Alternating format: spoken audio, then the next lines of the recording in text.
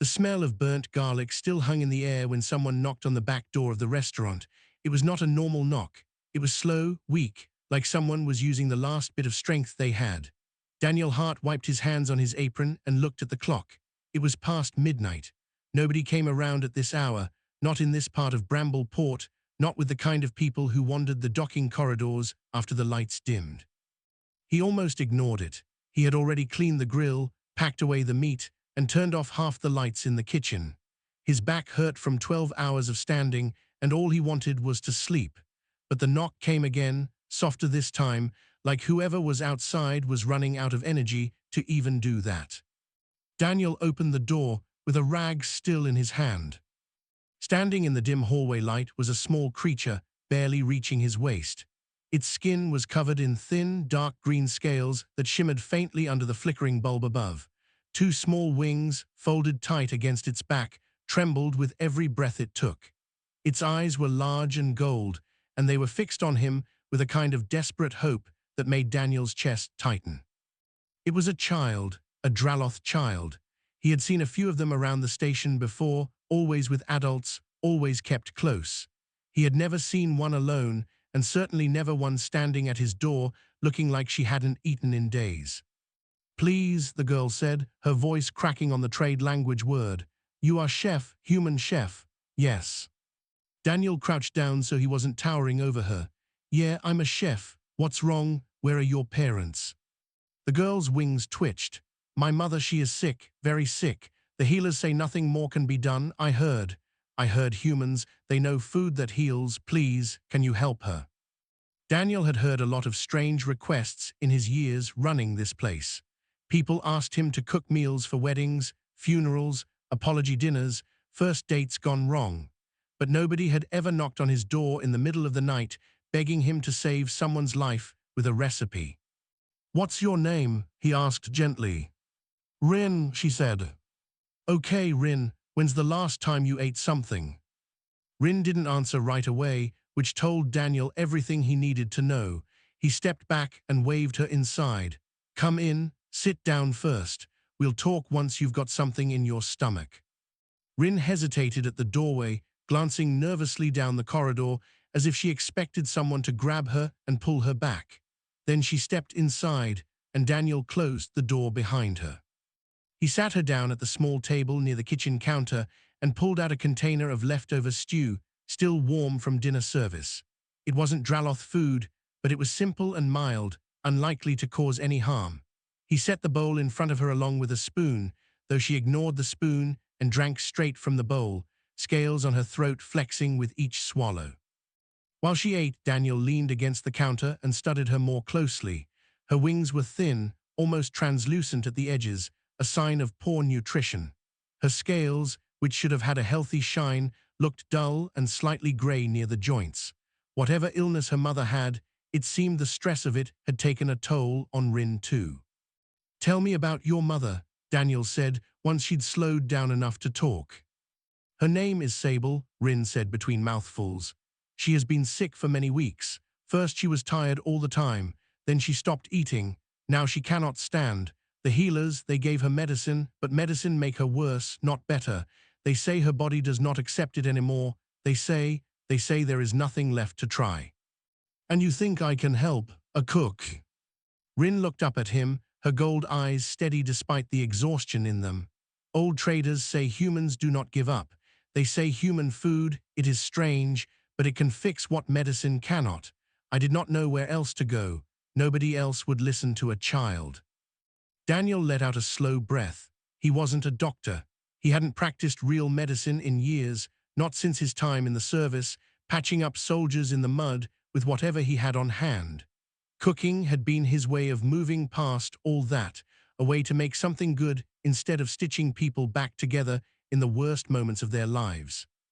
But there was something in the way Rin looked at him, something that reminded him of every soldier he'd ever treated who refused to give up hope even when the odds were bad. He couldn't turn her away, not like this. "All right," Daniel said finally. "I'll come see her. No promises, you understand. I don't know if I can help, but I'll look." Rin's exhausted face lit up for the first time since she had walked through the door. "Thank you, Thank you, human chef. I did not know your name. Daniel, he said. Daniel Hart.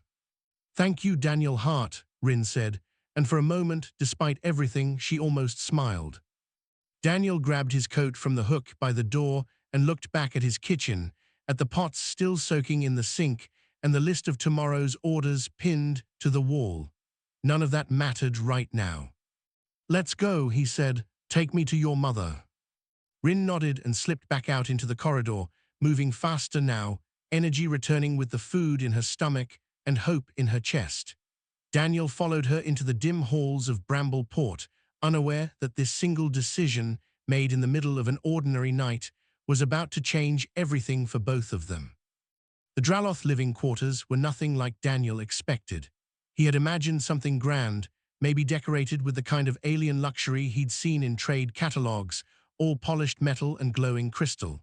Instead, the hallway Rin led him through was narrow and plain, lit by dim strips along the floor, the air thick with a strange mineral smell that reminded him faintly of wet stone.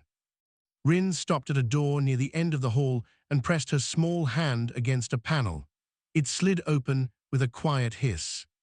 The room inside was warm, almost uncomfortably so, and dimly lit by a single soft lamp in the corner. Lying on a low platform bed was a Draloth woman, larger than Rin but clearly the source of her features, the same gold eyes, though now dull and half-closed, the same dark green scales, though hers had lost most of their shine and had taken on a grey, ashen look near the edges. This had to be Sable. She stirred weakly when the door opened, her head turning just slightly toward them. Rin, she rasped, her voice barely more than a whisper. Where have you been? I told you not to leave. I found help, Mother, Rin said, hurrying to her side. This is Daniel. He is a human chef. He is going to look at you. Sable's tired eyes shifted to Daniel, and for a moment there was suspicion in them, the kind of look that said she didn't trust him simply because of what he was. But exhaustion won out over caution, and she said nothing as Daniel knelt beside the bed. Do you mind if I take a look? Daniel asked gently. I won't touch anything without asking first. Sable gave a small, tired nod. Daniel had spent years as a field medic before he ever picked up a chef's knife, patching together soldiers in places far worse than this quiet, warm room. Alien physiology wasn't something he was trained in, not officially, but the human military had cross-species medical handbooks for situations exactly like this, basic guides meant to keep a person alive long enough to reach real help. He had read through most of them once, out of boredom more than anything. He was glad now that he had. He studied Sable carefully. Her scales were dry and flacking in patches, not from age, but from what looked like a long-term lack of proper nutrients. Her limbs were thin, almost brittle-looking, the muscle wasted away beneath the scales. Her breathing was shallow, and there was a faint tremor in her hands that she seemed too weak to control. How long has she been like this? Daniel asked Rin quietly. It started slow many weeks ago, Rin answered. First she was only tired, then she could not eat much. Now most days she cannot eat at all. What have the healers given her? Rin listed off a string of names Daniel didn't recognize, alien medicines with names that sounded more like chemical formulas than treatments. He didn't need to understand the names to understand the pattern. Every medicine had made her weaker, not stronger. They said her body rejects the medicine now, Rin added. They stopped trying 2 days ago. They said there is nothing left. Daniel sat back on his heels thinking. He wasn't a Draloth physician. He had no idea what disease, virus, or condition was actually causing this, but something about the pattern bothered him.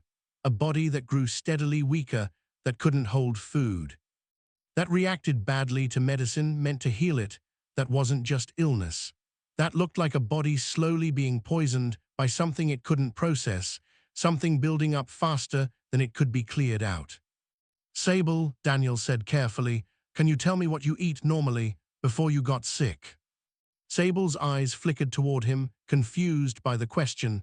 Standard nutrient rations, same as anyone here. Why does that matter? Just trying to understand something, Daniel said. He turned to Rin. Do Draloth cook their food, or is it mostly processed like rations? Mostly rations, Rin said. Real cooking is not common anymore, not since we came to live on stations like this. My mother says the old ways of preparing food are mostly forgotten now. Daniel frowned, an idea slowly forming in his mind. Back on Earth, before advanced medicine had taken over almost everything, healers and cooks had once been closely connected professions. Certain foods, prepared certain ways, had been used for centuries to help the body clear out toxins, to rebuild strength, to do slowly and gently what medicine sometimes did too fast and too harshly. It was old knowledge, mostly forgotten by modern doctors who preferred quick chemical solutions. But Daniel had learned some of it from his grandmother, who cooked broths and stews for sick neighbors long before he ever became a chef himself. If the Draloth had abandoned real cooking in favor of standardized rations, and their medicine was built entirely around fast chemical treatment, then maybe nobody here had ever considered that slow, careful food might do something their medicine couldn't. It was a long shot. He wasn't a doctor, and this wasn't his species, but it was something, and something was better than the nothing the healers had already given up on. I need to understand her illness better before I try anything, Daniel said, standing up.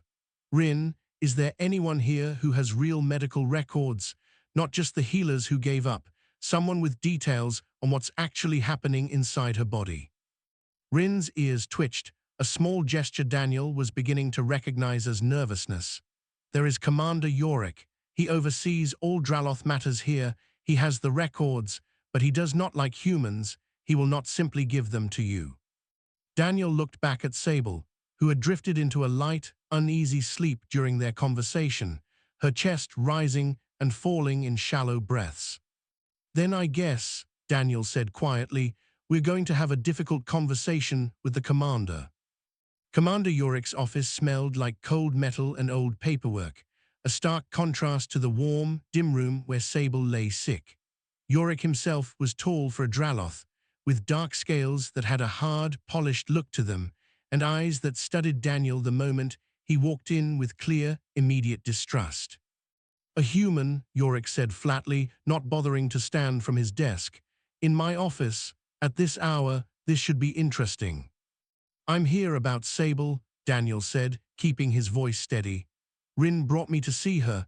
I think I might be able to help, but I need to understand what's actually causing her illness. Yorick's eyes narrowed, flicking briefly to Rin, who stood half-hidden behind Daniel's leg. You brought an alien into our quarters, child, without permission. Rin flinched, but didn't back down. The healers gave up. Someone has to try something. The healers made the correct medical judgment, Yorick said sharply. This is not a matter for a human with a kitchen and an apron. Her condition is beyond simple remedies. Daniel kept his tone calm, even though his patience was already thinning. I'm not asking to replace your doctors. I'm asking for information, records, test results, anything that tells me what's actually happening in her body. If I look at it and there's nothing I can do, I'll walk away and you'll never see me again. But if there's even a small chance, don't you think she deserves that chance? Yorick studied him for a long moment, his expression unreadable. Humans, he finally said, almost to himself, always so certain you can fix what you don't understand. Maybe, Daniel said, but we don't stop trying just because something looks impossible. That's kind of our whole thing.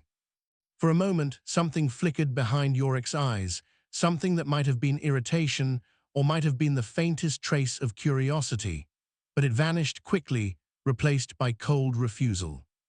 No, Yorick said, I will not release medical records to an outsider, and I will not allow unproven human remedies to be tested on a member of our community. If word spread that we allowed such a thing, it would embarrass this entire station. My answer is final. Leave, human, and take the child with you. Daniel wanted to argue further, but he could see in Yorick's posture that the conversation was over. Pushing harder now would only make things worse. He nodded once, took Rin gently by the shoulder, and walked out of the office without another word. Once they were back in the quiet corridor, Rin looked up at him, her gold eyes shining with frustration. He will not help. He never helps. He thinks humans are, beneath him, Daniel offered. Rin nodded miserably. Daniel let out a slow breath, thinking. He had faced stubborn commanding officers before, back in his old life. Sometimes the answer wasn't to fight the rules head-on. Sometimes it was to work quietly around them until you had something undeniable to show. Rin, he said slowly, does your mother have any old medical files at home? Anything the healers gave her directly, even just instructions or notes? Rin thought for a moment, then nodded. There are some data pads. The healers left them when they stopped treatment. That'll do for now, Daniel said. Let's go take a look. They returned to Sable's quarters, moving quietly so as not to disturb her rest. Rin dug through a small storage compartment and pulled out 2 data pads covered in dense alien script. Daniel couldn't read Draloth writing, but he had a small translation device in his coat pocket, a cheap trader's tool he usually used for negotiating spice prices with alien merchants. It wasn't perfect, but it would help. He spent the next several hours sitting on the floor beside Sable's bed, running the translator over line after line of medical notes, while Rin dozed nearby, exhausted from the long night. What he found confirmed his suspicion. Sable's body showed signs of a slow buildup of toxins, something her system could no longer filter out properly. The healers had tried strong chemical treatments meant to force the toxins out quickly, but each treatment had only stressed her weakened body further, causing more harm than good. It reminded Daniel of cases he'd seen in the field, soldiers whose bodies had been pushed past their limits, where aggressive treatment sometimes did more damage than the injury itself. In those cases, the old field medics always said the same thing. Sometimes the body needs to be coaxed back to health slowly, not forced. Old cooking traditions, the kind his grandmother had taught him, worked on exactly that principle. Certain broths, certain slow-cooked combinations of ingredients helped the body cleanse itself gently over time instead of shocking it into recovery. It wasn't a miracle cure. It wouldn't work overnight, but it might, just might, give Sable's body the support it needed to start healing on its own, without the harsh side effects of the chemical treatments that had already failed. The problem was, he had no idea what ingredients were safe for Draloth biology, and no cookbook in the galaxy had a recipe written for an alien species he barely understood. He would need help, and he knew exactly who to ask. By morning, Daniel left Sable's quarters with a plan forming in his mind, one that would require breaking a few rules, calling in an old friend, and convincing a scared and exhausted station chef named Tomas that helping a dying alien was worth the risk. Rin walked him to the door, her small hand gripping the hem of his coat. "You will come back?" she asked. "I'll come back," Daniel promised. "Get some rest, Rin, both of you. Tomorrow we start cooking." Old Tomas had worked in Daniel's kitchen for nearly 6 years, ever since he'd retired from running his own small diner near the station's lower docks. He was a stubborn old man, quick to complain about aching knees and slow deliveries, but there was nobody Daniel trusted more when things got complicated. When Daniel explained the plan the next morning, laying out everything he had learned overnight, Tomas listened quietly, arms crossed, his weathered face unreadable. "Let me get this straight," Tomas said when Daniel finished. "You want to cook medicine for an alien using recipes nobody's ever tested, based on notes from a species we don't fully understand, and you want to do it without the local commander finding out." "That's about right," Daniel said. Tomas rubbed his chin, thinking, "You know how many ways this could go wrong." "I know. You could poison her by accident. You could get us both thrown off this station.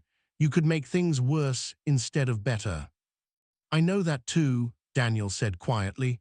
"But her healers already gave up Tomas. Nobody else is going to try.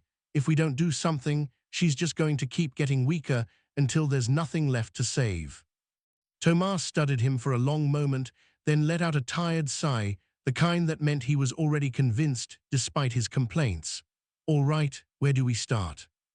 They spent the rest of the morning going through everything they had. Daniel translated more of Sable's medical notes, cross-referencing them with old human texts on nutrition and slow healing that he still kept from his grandmother's collection, mostly out of sentiment rather than practical use.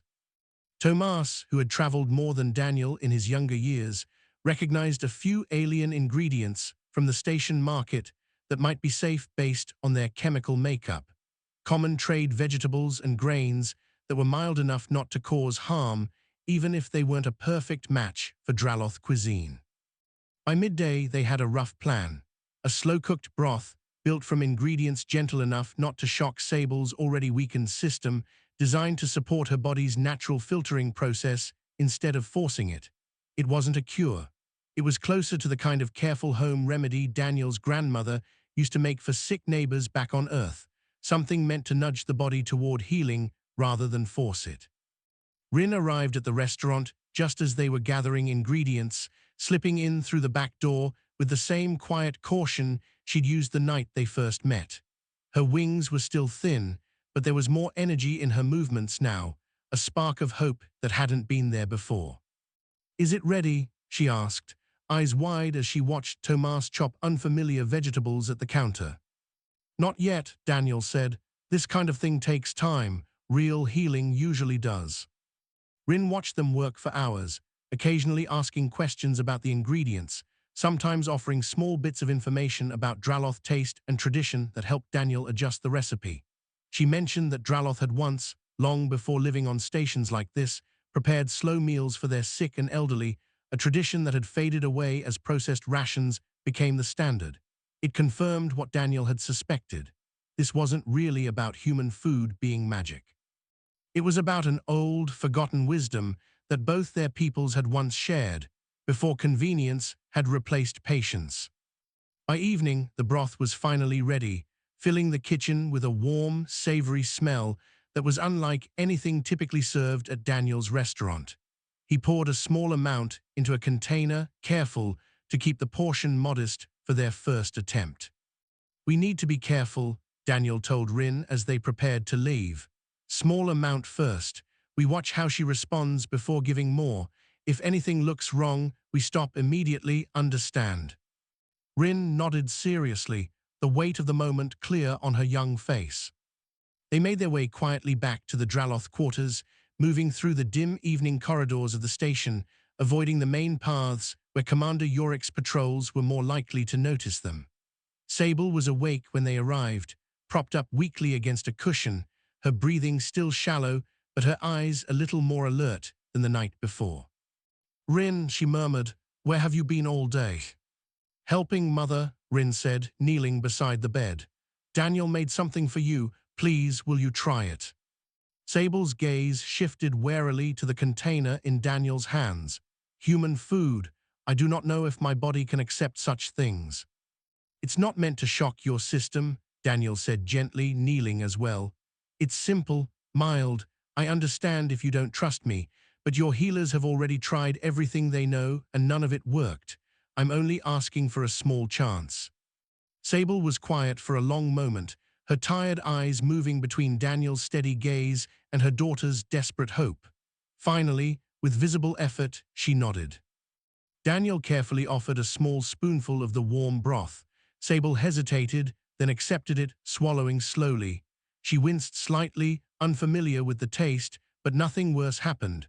They waited in tense silence for several minutes, watching for any sign of a bad reaction. Nothing came. Encouraged, Daniel offered a second spoonful, then a third, packing it slowly. By the time the small portion was finished, Sable's breathing seemed, if only slightly, less strained. "How do you feel?" Rin asked anxiously. Sable considered the question as if testing her own body's response. "Tired," she admitted, "but not worse. Perhaps not worse is enough for now." It wasn't a miracle. It wasn't even a clear improvement yet, not really. But for the first time in weeks, Sable hadn't gotten weaker after eating something. And for Daniel, kneeling in that dim, quiet room, that small, uncertain step forward was enough to know they were on the right path. What none of them noticed was the shadow that had paused briefly outside the door before moving on, the quiet, careful footsteps of someone who had seen exactly what had just happened and who would not stay silent about it for long. Word reached Commander Yorick by the following afternoon. One of the healers, making a routine check on Sable, had noticed the faint but undeniable change in her condition, along with the lingering scent of unfamiliar spices in the room. It didn't take long for the story to spread through the small Draloth community aboard Bramble Port, whispered from one household to another. A human chef was secretly treating Sable, against direct orders. Daniel was in the middle of preparing the next batch of broth, refining the recipe slightly based on what he had learned from the first attempt, when Yorick stormed into the restaurant, two station guards trailing behind him. "You were told no," Yorick said, his voice sharp with barely controlled anger. "I gave you a direct answer, human, and you defied it anyway." Daniel set down his knife slowly, wiping his hands on his apron before turning to face him. "She's improving, Commander. Not cured, not by a long shot, but improving. Isn't that worth something?" "It is not your place to decide what is worth something in Draloth medical matters," Yorick snapped. "You have no formal training in our biology, no certification, no authority. For all you know, you are simply delaying the inevitable while causing her unnecessary discomfort." "With respect," Daniel said evenly, "your healers already decided there was nothing left to try. I'm not stepping on anyone's authority. I'm filling the gap that was left when everyone else gave up." Yorick's jaw tightened. "This ends now. I am ordering you to stay away from Sable and her daughter. If you attempt further contact, I will have you removed from this station entirely, restaurant and all." The threat landed hard. Daniel had built this restaurant from nothing, years of work, all his savings, everything he had left after leaving the service behind. Losing it would mean losing everything. But then he thought of Rin, standing at his door in the middle of the night, starving and desperate, refusing to give up on her mother even when every adult around her had already accepted defeat. He thought of Sable, weak and wary, trusting a stranger enough to swallow that first spoonful of broth despite her fear. "I understand the risk you're describing," Daniel said slowly, "but I'm not going to abandon her now, not when there's finally some improvement. If that costs me the restaurant, then it costs me the restaurant." Yorick studied him with obvious disbelief, as if he genuinely could not understand why a human would risk everything for someone who wasn't even his own kind. "Why?" he finally asked, the anger in his voice giving way, just slightly, to genuine confusion. "She is not your family, not your species. Why would you risk so much for her?" Daniel considered the question carefully before answering. "Because a scared kid knocked on my door in the middle of the night and asked me to help her mother. And where I come from, we don't turn away from that. Not because of rules, not because of species, just because someone needed help and we were able to give it." For a long moment, Yorick said nothing, his expression caught somewhere between frustration and something that looked almost like reluctant respect. Then old Tomas, who had been quietly listening from the kitchen doorway, stepped forward. "Commander, if I may," Tomas said, "there's an old trade station regulation, goes back generations, allows any registered chef to petition for what's called a mercy kitchen exemption, temporary permission to provide food-based treatment in medical emergencies under review by station elders. It's rarely used these days, mostly forgotten, but it's still on the books." Yorick's eyes narrowed. "You would invoke an ancient loophole to circumvent my authority." "I'd invoke it to save a life," Daniel said. "Give us a trial period, a few days. If there's no real improvement, I'll walk away and you'll never have to deal with me again. But if she keeps getting stronger, doesn't that prove it's worth continuing?" Yorick was silent for a long moment, clearly weighing the political risk of allowing this against the growing sympathy among the Draloth community, many of whom had already heard whispers of Sable's slight recovery and were quietly hoping it might continue. 3 days, Yorick finally said. "I will bring this before the station elders as a formal exemption request. If in 3 days there is no measurable improvement, you will cease all contact immediately, and I will personally see to it that this restaurant faces consequences for defying station protocol. Do you understand?" "Understood," Daniel said. Yorick turned to leave, then paused at the door, glancing back with an expression that was harder to read now, less anger, more something like grudging curiosity. "For your sake, human, I hope your kitchen is as capable as you claim." Once he was gone, Tomas let out a long breath and clapped Daniel on the shoulder. "Well, that could have gone worse." "We've got 3 days to prove this works," Daniel said, already moving back toward the counter, his mind racing through every ingredient and technique he could think of to strengthen the treatment. "We need to make every single meal count." Rin arrived just as they were preparing the next batch, her eyes wide when Daniel explained what had happened. 3 days, she repeated softly. "That is not very long." "No," Daniel agreed. "It's not, but it's enough time to show them what's possible if we don't waste a single hour." Rin nodded firmly, rolling up her sleeves despite their obvious mismatch with human kitchen tools. "Then tell me what to do. I want to help." Daniel looked at the small, determined girl standing beside him, ready to fight for her mother's life with whatever tools she had, and felt a fresh wave of resolve settle over him. 3 days wasn't much, but it would have to be enough. The kitchen had never been this busy, not even during the station's busiest trading festivals. For 3 days straight, Daniel and Tomas worked in careful, exhausting shifts, refining the broth recipe further with each attempt, adjusting ingredients based on Sable's response, pushing gently but steadily toward real recovery instead of just avoiding further harm. Rin stayed with them almost every waking hour, learning to chop vegetables with small, careful hands, stirring pots under Tomas's watchful eye, soaking up everything Daniel taught her about the strange human idea that food could be both nourishment and medicine. "You have good instincts," Tomas told her on the second day, watching her carefully measure out a portion of dried herbs exactly as instructed. "Careful hands, that matters more than people think." Rin beamed at the praise, though her focus never wavered from the task at hand. Every meal they prepared was for her mother, and she treated each one with the seriousness of someone who understood exactly how much was at stake. By the second evening, Sable was able to sit up on her own for short periods, something she hadn't managed in weeks. Her scales, while still far from their old healthy shine, had begun to lose some of the grey, ashen look that had worried Daniel so much during their first meeting. Her appetite, though still small, was steady, and she no longer showed the tremor in her hands that had been present that first night. Word of her recovery spread quickly through the Draloth community, and with it came a shift in how people looked at Daniel. Where before there had been suspicion and quiet distance, now there were curious glances, occasional nods of acknowledgement from Draloth he passed in the corridors, even a few quiet knocks on the restaurant door from families asking cautious questions about whether human cooking might help with other, smaller ailments. Yorick visited twice during those 3 days, each time with the same stern, unreadable expression, watching Sable's condition with careful, clinical attention.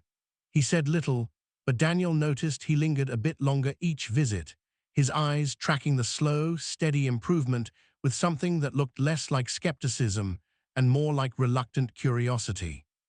On the morning of the third day, the day of the final review, Daniel prepared what he hoped would be the strongest version of the treatment yet.